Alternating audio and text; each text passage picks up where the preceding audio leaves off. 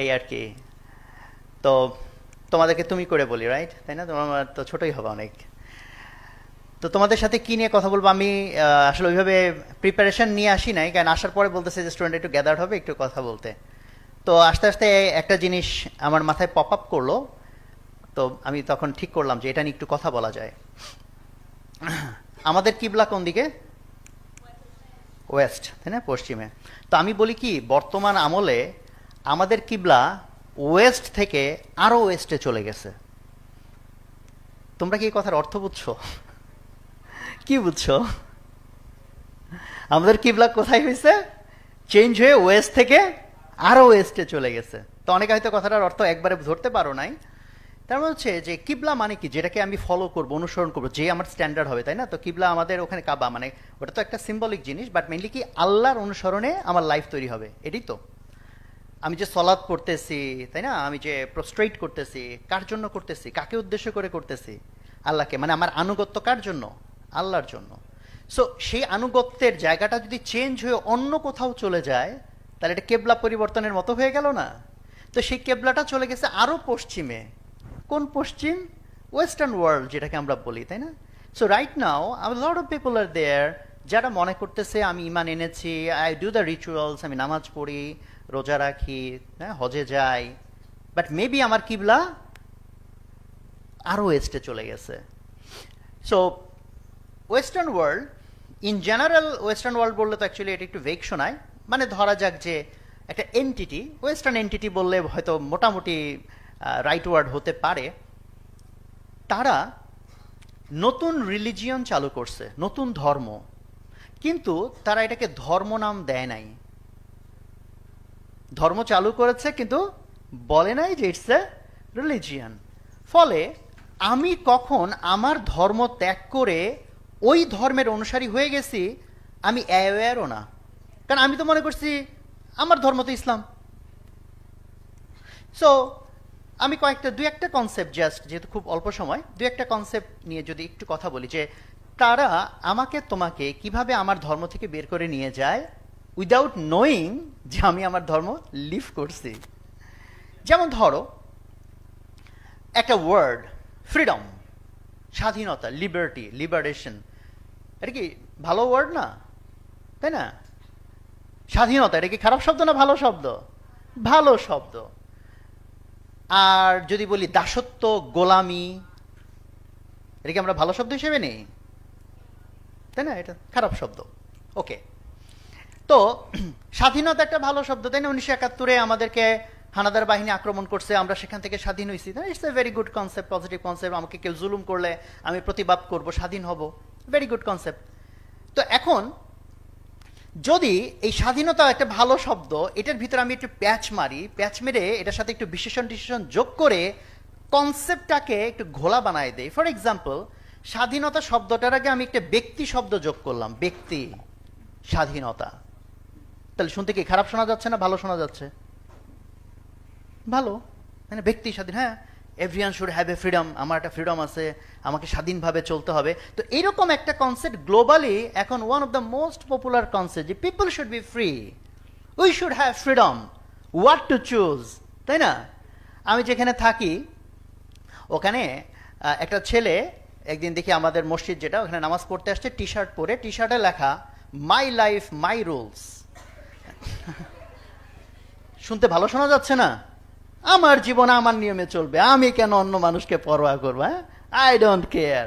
তা আমি ওর দিকে তাকায় অনেকক্ষণ তাকায় আছে টি শার্টের দিকে, ও তখন হয়তো বুঝতে পারছে। আমি বললাম ভাই মাই লাইফ কার রুলস? বলে না ভাই আল্লাহর রুলস। তো তো নামাজ পড়তে আসছি টি শার্ট পরে, মাই লাইফ মাই রুলস লিখে। হ্যাঁ, তাহলে বোঝার বিষয়, তারা আমাদেরকে বলল যে আমাদেরকে স্বাধীন হয়ে যেতে হবে, এবং আমাদের কাছে খুব ভালো লাগতেছে বিষয়টা, স্বাধীন হওয়া। এখন আসো, আমি যদি ধর্মীয় কনসেপ্টে আসি, কোরআন হাদিসে কোথায় স্বাধীনতার বয়ান দেওয়া হয়েছে? ওয়ারএজ আমরা যখন বলতেছি যে আমি ঈমান আনলাম, আমি ইসলামের মধ্যে ঢুকলাম, আমি মুসলিম হলাম, এটার মানে কি? ইসলাম মানে কি বলো দেখি তোমরা? ইসলাম মানে, আর জোরে বলো না, ইসলাম মানে না, ইসলাম মানে শান্তি না। ইসলাম মানে অশান্তি সেটা বলি নাই, সালাম মানে শান্তি। সালাম শব্দটার অর্থ হচ্ছে শান্তি। ইসলাম এটা অন্য একটা রুট থেকে আসছে। হ্যাঁ, এটা অ্যারাবিক যখন তোমরা একটু ল্যাঙ্গুয়েজ শিখবে, আমিও অ্যারাবিক ওরকম পারি না, হালকা পাতলা। ইসলাম মানে আত্মসমর্পণ। এটা কিন্তু অনেক বড় মিসআন্ডারস্ট্যান্ডিং অনেকের মধ্যে আছে। ইসলাম শব্দটার অর্থ হচ্ছে সারেন্ডার, আত্মসমর্পণ।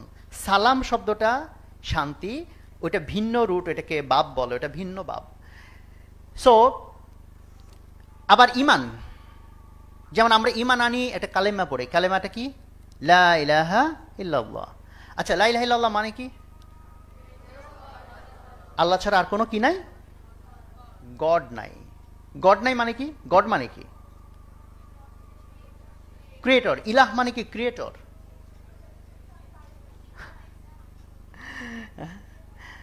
আচ্ছা, তো অ্যাকচুয়ালি এই জন্য অ্যারাবিক ভালো মতো শিখতে হবে আমাদের, তাই না? কারণ ট্রান্সলেশনে গিয়ে ছিল কি কনসেপ্ট, গেছি কোন কনসেপ্টে, তালগোল পাকাই ফেলতে পারে। এবং অ্যাকচুয়ালি এক একটা ল্যাঙ্গুয়েজে হয় কি ট্রান্সলেশন অনেক সময় সম্ভবও হয় না, বিকজ আচ্ছা তোমরা কেউ কি আমাকে বলতে পারবা চ্যালেঞ্জের বাংলা কি?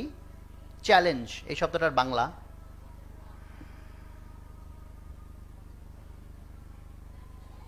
অথবা আরেকটা দেই, এটা যদি না পারো, অভিমানের ইংরেজি কি? অভিমান। অভিমান, সে অভিমান করছে, এটা ইংরেজিতে কি হবে?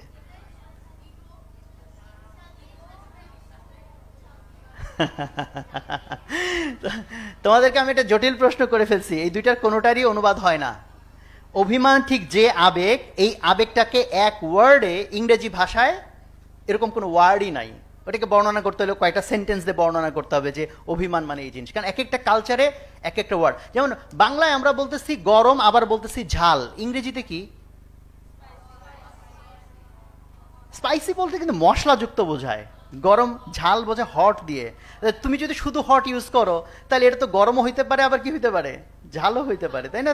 ল্যাঙ্গুয়েজ টু ল্যাঙ্গুয়েজ এই ইয়েগুলো আছে। তো ইলাহ, ইলাহ শব্দটা একটু ডেসক্রাইব করার মতো, লা ইলাহা ইল্লাল্লাহ, যে আল্লাহ ছাড়া আর কোনো কি নাই? ইলাহ নাই। সো এখন ইলাহ মানে কি? গড বলবো না ক্রিয়েটর বলবো নাকি কি বলবো, এটা একটা তাহলে আলোচনার বিষয়। বাংলায় যেমন আমাদের মোস্টলি বাংলা অনুবাদটা বরং ক্লোজার টু ইলাহ। বাংলাতে আমরা মোস্টলি লিখি যে আল্লাহ ছাড়া আর কোনো মাবুদ নাই। কি নাই? মাবুদ। যদিও ইলাহ মানে মাবুদ না, ইলাহ মাবুদের চেয়ে একটু বেশি কিছু, বাট মোটামুটি ধরে নেওয়া যায় ইলাহ মানে মাবুদ। মাবুদ মানে হচ্ছে যার ইবাদত করা হয়। সো তাহলে লা ইলাহা ইল্লাল্লাহ মানে কি দাঁড়াচ্ছে? যে আল্লাহ ছাড়া আর কোনো মাবুদ নাই, মানে আল্লাহ ছাড়া আর কারো ইবাদত করা সুযোগ নাই, যাবে না। ইবাদত শুধু কার হবে? আল্লাহ। এখন আসলে তাহলে ইবাদত কাকে বলে, তাহলে এটা আবার বুঝতে হবে, বিকজ ওইটাও তো বাংলা না। সহজে আমরা যদি বুঝতে চাই আমাদের আন্ডারস্ট্যান্ডেবল ল্যাঙ্গুয়েজে, ইবাদত মানে কি? ইবাদতের কিছু নাম বলো দেখি তোমরা, সংজ্ঞা বলতে না পারলেও কিছু এক্সাম্পল যদি বলো। জাকাত দেওয়া ইবাদত, এরকম কয়টা ইবাদত আছে? কয়টা ইবাদতের নাম জানো তোমরা? 5টা। ইবাদত কি 5টা? কয়টা? 7টা? কয়টা? এন্ডলেস। ভেরি গুড, মাশাআল্লাহ। ইবাদত তুমি কাউন্ট করে সংখ্যা দিয়ে গুণে বের করে ফেলতে পারবা না, বিকজ ইবাদত মানে হচ্ছে আনুগত্য। ইবাদতের বাংলায় বলে কি? আনুগত্য। বোঝো? এই যে সারেন্ডার যে বলছিলাম, সেম কনসেপ্ট। ইসলাম মানে কি? সারেন্ডার করা। আনুগত্য করা মানে সারেন্ডার করা, মানে যেভাবে বলছে সেইভাবে চলা। ও বেগ কোন ক্ষেত্রে? আমি তাহলে বলতেছি যে আল্লাহ ছাড়া আর কোনো মাবুদ নাই, মানে আল্লাহ ছাড়া আর কারো ইবাদত করা যাবে না, অর্থাৎ আল্লাহ ছাড়া আর কারো আনুগত্য করা যাবে না। প্রশ্ন হচ্ছে কোন ক্ষেত্রে? নামাজ পড়ার সময় আল্লাহর আনুগত্য করতে হবে। আর কোন ক্ষেত্রে? যেমন স্কুলে আসছো, এখানে কি আল্লাহর আনুগত্য করতে হবে? তুমি খাবার খাবা, এখানে আল্লাহর আনুগত্য করতে হবে? আল্লাহর আনুগত্য মানে কি? আল্লাহ যে অর্ডার দিয়েছে, যেভাবে চলতে বলছে সেভাবে করতে হবে। তাহলে বলো ইবাদত কয়টা হইল? ইনফিনিট। তুমি whatever you do that must be ইবাদা। এটা কোনো বুফে সিস্টেম না, ইচ্ছা হইলে একটা আইটেম খাইলাম, ইচ্ছা হইলে এটা রেখে দিলাম। It's a package. সব ক্ষেত্রে আমি আল্লাহকে মেনে চলবো আমার লাইফের সব ক্ষেত্রে। এইটাতে যখন আমি অ্যাগ্রি করতেছি অ্যান্ড মুখে সেটাকে আমি আবার অ্যানাউন্স করতেছি লা ইলাহা ইল্লাল্লাহ, তখন আমি ঈমান আনলাম। হইতে পারে মোস্ট অফ দ্য পিপল ইমান আনেই নাই। যেমন তোমরা বলো দেখো, কে কোন সালের কোন মাসের কোন তারিখে ইমান আনছো তোমরা? কবে?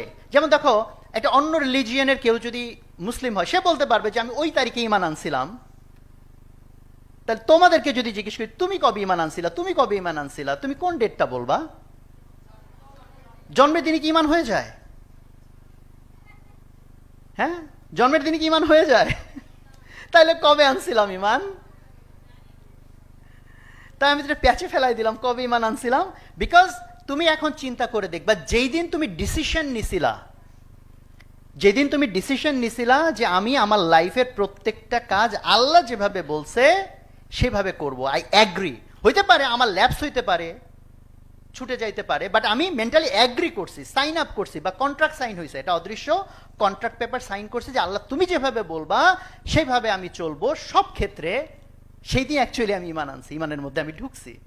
বাট যদি তুমি সেটা কোনোদিন অ্যাগ্রি করে না থাকো, তার মানে হইতে পারে ইমান এখনো আনা হয় নাই। এখন আসো, একটা গ্রুপ অফ পিপল তোমাকে বলতেছে তুমি কেন অধীন হবা, পরাধীন হবা? তুমি স্বাধীন মানুষ, স্বাধীনভাবে চলবা, তোমার যেটা ইচ্ছে তুমি সেটা করবা। আর আল্লাহ বলতেছে কি, তুমি কমপ্লিটলি সারেন্ডার করো যে আমি আল্লাহ যেটা বলবো তুমি সেইটাই করবা। এটা কি স্বাধীন হওয়া হইলো না পরাধীন হওয়া হইলো? হ্যাঁ, মানে আল্লাহ যা বলবে তাই আমার করতে হবে। এটা কি স্বাধীন হইলাম না পরাধীন হইলাম? পরাধীন হইলাম আল্লাহর কাছে, পরাধীন। ইমানের কনসেপ্ট হচ্ছে পরাধীনতার কনসেপ্ট, আর দুনিয়ার মধ্যে শেখাচ্ছে স্বাধীনতার কনসেপ্ট। তো আমাদের কি পরাধীন হইতে ভালো লাগে না স্বাধীন হইতে ভালো লাগে? হ্যাঁ, স্বাধীন হইতে যা ইচ্ছা তাই করবো, কাউ কোনো বিচার নাই, ইয়ে নাই, জবাব দিতে, এটা ভালো লাগে না? যেমন স্কুলেও তোমরা অনেকটুকু পরাধীন না, স্যাররা বলছে এখানে এসে বসো, তোমরা এসে বসছো, তোমার হয়তো এখন ইচ্ছা হচ্ছে বান্ধবীর সাথে গিয়ে যদি একটু আড্ডা মারতে পারতাম ভালো লাগতো, বাট তুমি স্বাধীন না, তাই না? ইনসাম পরাধীনতা ইনসাম স্কেল সব জায়গায় আছে। তাহলে যদি আমি মনে করি পরাধীনতা আমি মানতে রাজি নাই, আমার যা ইচ্ছা তাই করতে পারা উচিত, তাইলে কি আমি ইমানের মধ্যে থাকি না ইমান থেকে বের হয়ে যাই? বের হয়ে যাই। এখন তোমার প্রশ্ন হইতে পারে, আমি কেন সেধে সেধে পরাধীন হইতে যাব? তাই না? আমি কেন সেধে সেধে পরাধীন? সেধে সেধে কেউ কি কারো গোলাম হইতে চায়? তা আমি কেন সেধে সেধে আল্লাহর কাছে পরাধীন হইতে যাব? তাহলে we need to know the answer, কেন আমি পরাধীন হইতে যাব? সো এই জন্য খুব সংক্ষেপে বললে হচ্ছে, তোমাকে আগে বুঝতে হবে শয়তানের কনসেপ্ট। আল্লাহ তাআলা যখন আদম আলাইহিস সালামকে তৈরি করলেন, তখন তোমরা এটা জানো সবাই, ক্রিয়েশন স্টোরি, হ্যাঁ, সিজদা করে নাই এন্ড এভরিথিং। এবং শয়তান তখন বলছে যে আমি এই মানুষদেরকে কি করব? মিসগাইড করব, আল্লাহর আনুগত্য থেকে ছোটাবো, যাতে সবাইকে আমি জাহান্নামে পৌঁছাইতে পারি, মিসগাইড করে যাতে সবাই জাহান্নামী হয়। এটা কার এজেন্ডা? ইবলিস। কার এজেন্ডা? ইবলিসের এজেন্ডা, শয়তানের এজেন্ডা। সো আল্লাহ তাআলা তখন আদম আলাইহিস সালাম যখন আল্লাহ পৃথিবীতে আসতেছেন, সূরা আরাফের মধ্যে আয়াতটা পাবা, মোটামুটি অর্থটা এরকম। আল্লাহ তাআলা আদম আলাইহিস সালামের দিকে করুণার দৃষ্টিতে তাকালেন, মায়ার দৃষ্টিতে তাকালেন, দরদ নিয়ে তাকালেন, এবং বললেন, আদম আলাইহিস সালামকে আল্লাহ বললেন যে তুমি যাও, দুনিয়াতে তুমি যাও, বাট ভয় পায়ও না। কি পায়ও না? ভয় পায়ও না। আমার ইনস্ট্রাকশন তোমার সাথে থাকবে। I'll send instructions, I will send guidance for you. আচ্ছা, কখনো যদি আমরা কাউকে বলি ভয় পাইও না, তার মানে বুঝতে হবে নিশ্চয়ই ভয় পাওয়ার ঘটনার বিষয় আছে। খুব কঠিন পরীক্ষা, তখন আব্বা বলে আরে ভয়ের কিছু নাই, ভয়ের কিছু নাই। একটা কঠিন অপারেশনে রোগী নিয়ে যাচ্ছে, সবাই বলে আরে ভয়ের কিছু নাই, ভয়ের কিছু নাই, ভয় পায়েন না। এটা বললেই বুঝতে হবে কি ভয়ের বিষয় আছে। বাট আল্লাহ বলছেন যে ভয় পাওয়ার দরকার নাই। শর্ত কি? পরের লাইনে শর্তটা আছে যে আমার গাইডেন্স তোমার জন্য থাকবে। সো তুমি যদি সেই গাইডেন্স ফলো করো তাহলে ভয় পাওয়ার দরকার না। আর যদি তুমি গাইডেন্স ফলো না করো তাহলে হাজারটা কারণ আছে ভয় পাওয়ার। কারণ ইবলিস কোনো সহজ প্রতিপক্ষ না। ইবলিস কোনো সহজ প্রতিপক্ষ না। বলো দেখি ইবলিসের বয়স কত? কয় বছর হবে? 20-30? 100-200? লক্ষ কোটি বছর। আমরা এক্স্যাক্টলি জানি না, বাট আদম আলাইহিস সালামেরও আগে তার জন্ম। এক্স্যাক্টলি জানি না, বাট ডেফিনেটলি হিউজ। তাই তার কাছে কত নলেজ আছে, পুরো দুনিয়ার সমস্ত হিস্ট্রি তার দেখা। ওই রকম একটা নলেজেবল কেউ যদি আমাকে তোমাকে ধোকা দিতে চায়, এটা কি তার জন্য কোনো জটিল কাজ? 1 মিনিটে, আধা মিনিটে আমাকে তোমাকে উল্টাপাল্টা বুঝ দিয়ে দিবে সে, এবং সেটি সে করে। এবং সেই সাথে ইবলিসকে আল্লাহ আরো আরো জিনিস ইবলিস চেয়ে নিছে। ইবলিস বলছে যে আমার হায়াত দিয়ে দাও কিয়ামত পর্যন্ত। আল্লাহ বলছে যা দিয়ে দিলাম। সাথে বলছে আমাকে একটা বাহিনী দাও, যে বাহিনী অদৃশ্য এবং মানুষকে অদৃশ্যভাবে ধোঁকা দিতে পারবে এবং মানুষের বডির ভিতরে ঢুকে ধোঁকা দিতে পারবে। তোমাদের অনেকের হয়তো জানা আছে কিনা আমি জানি না, শয়তানরা আমাদের বডির ভিতর ইভেন পেনিট্রেট করতে পারে। They can penetrate in our bodies and তারা আমাদেরকে ওয়াসওয়াসা বডির বাইরে থেকেও দিতে পারে, বডির ভিতরে ঢুকেও তোমার মাইন্ডের কন্ট্রোল নিয়ে নিতে পারে, তোমার মধ্যে থটস তৈরি করতে পারে। এই পাওয়ার আল্লাহ শয়তানকে দিচ্ছেন। কাজে তুমি শয়তানকে কি যেন তেন শত্রু মনে করলে হবে? কোরআনে আল্লাহ বলছে যে সবচেয়ে বড় শত্রু তোমার। সো এইরকম একটা ভয়ঙ্কর শত্রুর সাথে আমি মারামারি কিভাবে করব? ও অদৃশ্য, ও কি কত রকম বুদ্ধি আছে, আমার কাছে তো সেটা নাই। এই জন্য দেখো আল্লাহ তাআলা আমাদেরকে করুণা করছেন। আল্লাহ বলছেন ভয় পাইও না, বিকজ আমি তোমাকে যে ইনস্ট্রাকশনস দিচ্ছি এই ইনস্ট্রাকশন ফলো করে যদি তুমি চলো, so you are safe. So তোমাদের ছোট্ট একটা গল্প দিয়ে বোঝাই। একটা লোক একটা গভীর জঙ্গল বনের ভিতরে হারায় গেছে। বনের মধ্যে রাস্তাঘাট চেনার কোনো উপায় নাই। এখন ওই বনের ভিতরে অনেক দিন ধরে থাকে একটা লোক, যে বনের সব রাস্তাঘাট চিনে, সব কিছু জানে। সে এসে এই হারায় যাওয়া লোকটাকে বলল যে ভাই আপনি ভয় পায়েন না, আমি একটা আপনাকে ইনস্ট্রাকশন লিখে দেই, রাস্তায় এঁকে দেই, প্লাস কোনটা কি করা যাবে যাবে না এটা লিখে দেই। আপনি যদি এটা ফলো করেন তাহলে আশা করা যায় আপনি সুন্দরভাবে গিয়ে লোকালয়ে পৌঁছাতে পারবেন। তো এই যে লোকটা, এখন ধরো সে যদি অ্যাগ্রি করে ঠিক আছে আপনি যে ইনস্ট্রাকশন দিচ্ছেন এইটা আমি মেনে চলবো। আরেকটা হইতে পারে ভাই আমার যা ইচ্ছা আমি তাই করব। ওই লোকের জন্য কোনটা কল্যাণকর? যা ইচ্ছা তাই করবে নাকি ওই লোকের ইনস্ট্রাকশন মেনে চললে? কেন ইনস্ট্রাকশন মেনে চললে কেন ভালো? কারণ ওই লোকটা জানে কোনটা ভালো কোনটা খারাপ, কোনটা ক্ষতিকর কোনটা ঠিক আছে, বাট সে তো জানে না। ফলে এখন দেখো কথার কথা মনে করো ওই লোকটা যাচ্ছে, একটা ফল ঝুলে আছে, খিদাও লাগছে অনেক, মনে হচ্ছে ফলটা পেরে খাই। ইনস্ট্রাকশনে লেখা এই ফল খাওয়া যাবে না। এখন যদি সে ইনস্ট্রাকশন ফলো করে ফল না খায় তাহলে কি হবে? আর যদি তার স্বাধীন মতো চলতে গিয়ে ফল খায় তাহলে কি হবে? সে মনে করছে আরে ফল সুন্দর ফল, সে কেন খাইতে না করবে? সে না করলে আমার কি মানতে হবে নাকি? আমার স্বাধীন ইচ্ছা, মাই লাইফ মাই রুলস, আমার ইচ্ছা হয়েছে আমি ফল খাবো। ইনস্ট্রাকশনে কেন লেখা ছিল ফলটা খাওয়া যাবে না? বিকজ ওই ফলটা বাগানে বনের সবচেয়ে বিষাক্ত ফল, ওটা খাইতে গেলে মানে ওটা পেটে পৌঁছানোর আগেই লোকটা মারা যাবে। বাট সে তো এটা জানে না, দেখে মনে করছে এটা অনেক সুস্বাদু ফল হবে। বা ধরো এক জায়গায় লেখা আছে যে এখান থেকে পানি পান করা যাবে না, লোকটার অনেক তৃষ্ণা লাগছে, সুন্দর টলটলা পানি, বাট লিখার আছে পানি এখান থেকে খাওয়া যাবে না। সে মনে করে পানি খেলে ভাই সমস্যা কি? সে তো জানে না ওখানে কুমির লুকায় আছে, সে পানি খেতে গেলে কুমিরই তাকে খায়া ফেলবে। তাহলে এখন বলো এই লোকের জন্য অনুগত হওয়াটা কি সফলতার রাস্তা নাকি স্বাধীন হওয়াটা সফলতার রাস্তা? অনুগত হওয়াটা, তাই না? কারণ আল্লাহ আমাদেরকে অনেক ভালোবাসেন, এন্ড আল্লাহর কাছে যা যত জ্ঞান আছে আমাদের কাছে তার ছিটে ফোটাও নাই। বাবা মা তোমাদেরকে দেখো অনেক সময় পরাধীন বানাইতে চায় না, ইনস্ট্রাকশন দেয় না, এটা করবি এটা করবি না, এটা করবি এটা করবি না। যখন বিশেষ করে আমরা আরো ছোট থাকি, আমরা হয়তো আগুন কি বুঝি না, ছুরি কি বুঝি না, আগুন ধরতে যাই, ধারালো ছুরি ধরতে যাই, তখন আব্বা আম্মা যে নিষেধ করে সেটা কি আমাদের ভালোর জন্য না খারাপের জন্য? প্রথমত আব্বা আম্মা আমাকে ভালোবাসে, দ্বিতীয়ত আব্বা আম্মার কাছে এমন জ্ঞান আছে যে জ্ঞান আমার কাছে নাই। তাহলে একইভাবে আল্লাহ তাআলা আমাদেরকে সবচেয়ে ভালোবাসেন, আর আল্লাহর কাছে যা জ্ঞান আছে এটা পৃথিবীর কারো কাছে নাই। তাহলে আমার জন্য সেফ কোনটা? যা ইচ্ছা তাই করব, না আল্লাহ যেভাবে চলতে বলছেন সেভাবে চলবো? তো এটা বোঝার জন্য একজন এটা জোকস করে সুন্দর একটা কথা বলছে পৃথিবীর সব শিয়াল, শিয়াল তো চেনো তোমরা, ফক্স না? পৃথিবীর সব শিয়াল মুরগির স্বাধীনতা চায়। কার স্বাধীনতা চায়? মুরগির স্বাধীনতা। কেন মুরগির স্বাধীনতা কেন চায়? যাতে ধরে ধরে খেয়ে ফেলতে পারে। তো এখন মুরগিদেরকে সেভ করার জন্য মুরগির মালিক কি করছে? বাউন্ডারি দিয়ে মুরগিদেরকে রেখে দিছে। আর শিয়াল এসে বাইরে থেকে বলছে আহারে তোমাদের জন্য আমার খুব দুঃখ হয়, তোমাদেরকে বন্দি করে রাখছে, বাইরে যাইতে দেয় না। এবং এই মুরগিদের মধ্যেও কেউ কেউ ওই ধোকায় পড়ে ভাবলো হ্যাঁ সত্যি কথা, আমাদেরকে পরাধীন করে রাখছে। তারা সাইনবোর্ড প্ল্যাকার্ড নিয়ে আন্দোলন শুরু করলো, আমাদেরকে স্বাধীনতা দিতে হবে, উই নিড ফ্রিডম। এটা কি চালাকি হবে না বোকামি হবে? তাহলে আমরা যেন এই বোকামির স্লোগানে না গা ভাসাই। ব্যক্তি স্বাধীনতা, নারী স্বাধীনতা, অনেক রকম স্বাধীনতার গল্প আমাদের চারদিকে সাজায় গোছায় আমাদেরকে দেওয়া হচ্ছে। বাট আমরা বলবো আমরা ঈমান এনেছি। ফলে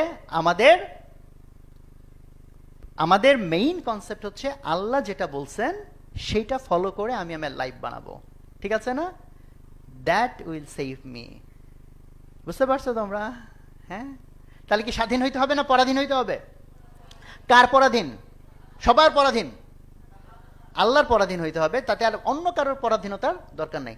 এখন আজকে এই পরাধীনতা স্বাধীনতার লেকচার শুনে বাসায় গেছো, আব্বা বলছে 1 গ্লাস পানি নিয়ে আয়, তুমি বলে দিলা আনুগত্য শুধু আল্লাহর, পানি আনতে পারবো না।